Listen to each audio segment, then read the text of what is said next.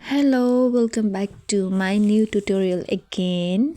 अनि आजको भिडियोमा चाहिँ म हजुरलाई एउटा इन्स्पो देखाउन गइरहेको छु how to make this beautiful inspo भनेर है। र त्यसको लागि चाहिँ हामीलाई 3D कार्भिङ जेल चाहिन्छ इन पिङ्क, अथवा हजुरले पिङ्कको साटो अरू जुन पनि कार्भिङ जेल लिन सक्नुहुन्छ है।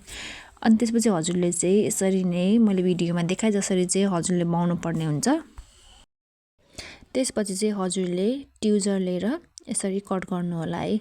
हजुरसँग ट्युजर छैन भने अलिकति जुनै पनि शार्प एउटा सामान लिनु होला, अनि त्यसले कट गर्नु होला, इजी हुन्छ। अनि त्यसपछि सेप बनाउनु पर्ने हुन्छ। सुरुमा चाहिँ ठिक्क सेप बनाउनु होला कार्भिङ जेल, अनि by the help of silicon tools place गर्नु होला।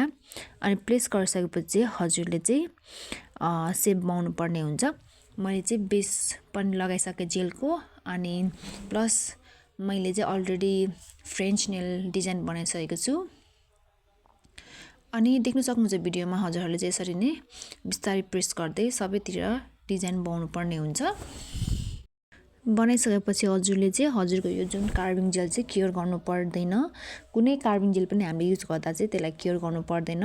जस्तै हामीले एक्रेलिक पनि गर्नु पर्दैन, त्यस्तै कार्भिङ जेल पनि गर्न पर्दैन है। र मेरो आजको भिडियोमा नङ चाहिँ प्लिज नेलको चाहिँ जज नगरिदिनु होला। अब यस्तै अलिअलि भाँडा माझिन्छ, भाँडा माझ्दाखेरि त अलिअलि बसिहाल्छ कि। सो है त्यसरी नै हजुरले चाहिँ सबै बनाउनु पर्ने हुन्छ। म हजुरलाई चाहिँ एकैचोटि देखाउने छु है। तपाईहरुले चाहिँ सेम प्रोसेस फलो गर्नुपर्ने हुन्छ। Cut, roll and make design है। सबै स्टेप यही हो अब हजुरहरूले। अनि बनाउँदाखेरि चाहिँ अलवेज युज सिलिकोन स्टिक है, किनभने त्यसले मात्र इजिली डिजाइन हुन्छ। अनि ह्यान्डहरू पनि क्लिन हुनुपर्छ। फेरि स्टिक हुन्छ त्यो हामीले जुन यो हाम्रो 3D कार्भिङ जेल हुन्छ यसमा चाहिँ फेरि स्टिक हुन्छ, अनि अलिक डिजाइन फेरि कस्तो फोरी टाइपमा आउँछ कि। सो त्यसरी नै बनाउनु होला। मैले चाहिँ अलिकति स्पिड बढाएको छु। हजुरलाई यदि स्पिड धेर भयो भने जस्तो लाग्छ भने चाहिँ हजुरले फेरि अलिकति स्पिड घटाएर पनि गर्न सक्नुहुन्छ है। हुन्छ हजुरले त्यसरी नै त्यही प्रोसेस त्यही स्टेप एप्लाई गरेर चाहिँ डिजाइन यस्तो आउँछ। हजुरले चाहिँ पिङ्क जेल पोलिस लिनु होला, अनि by the help of thin long nail art थोरै लिएर चाहिँ हजुरले मैले डिजाइन कसरी डिजाइनमा लगाएको छु त्यसरी नै हजुरले माथिदेखि एप्लाई गर्नु होला।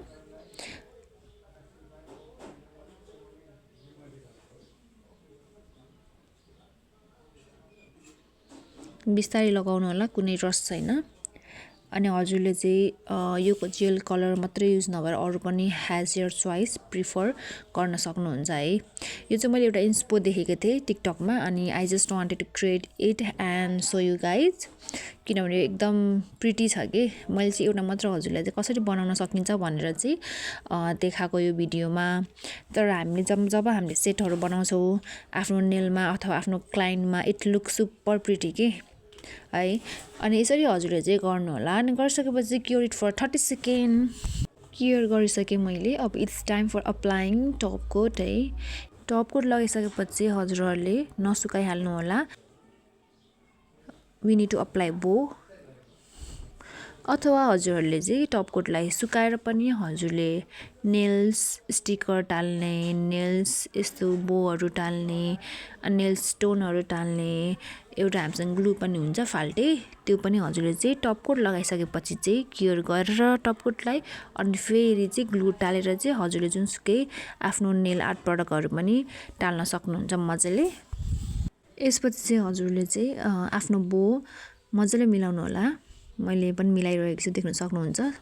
अनि गरिसकेपछि चाहिँ क्योर इट फर 60 सेकेन्ड। देख्न सक्नुहुन्छ हाउ प्रिटी इट क्याम आफ्टर क्योरिङ है। अनि यसपछि चाहिँ मैले थोरै नेल स्टोनहरू लगाउँदैछु। अब यसलाई चाहिँ बिट्स भन्छ I think it's called bits है, मलाई पनि थाहा भएन, यो एकदम सानो छ। अनि यसलाई एप्लाई गर्नुभन्दा अगाडि चाहिँ मैले ग्लु एप्लाई गरिसकेको छु। अनि एप्लाई गरेर चाहिँ यसरी नै सबैतिर म लगाएर फेरि क्योर गर्छु फर 30 सेकेन्ड। अनि हाम्रो डिजाइन विल गेट रेडी। हजुरहरूलाई यो भिडियो राम्रो लाग्यो भने सब्सक्राइब गर्नुहोला, सेयर गर्नुहोला, र हजुरहरूलाई मेरो भिडियोहरू ट्युटोरियलहरू कतिको बुझ्दै हुनुहुन्छ त्यो पनि कमेन्ट डाउन गर्नुहोला है, किनभने हजुरको फिडब्याक चाहिँ एकदम इम्पोर्टेन्ट हुन्छ मेरो लागि। So I get some rooms to improve.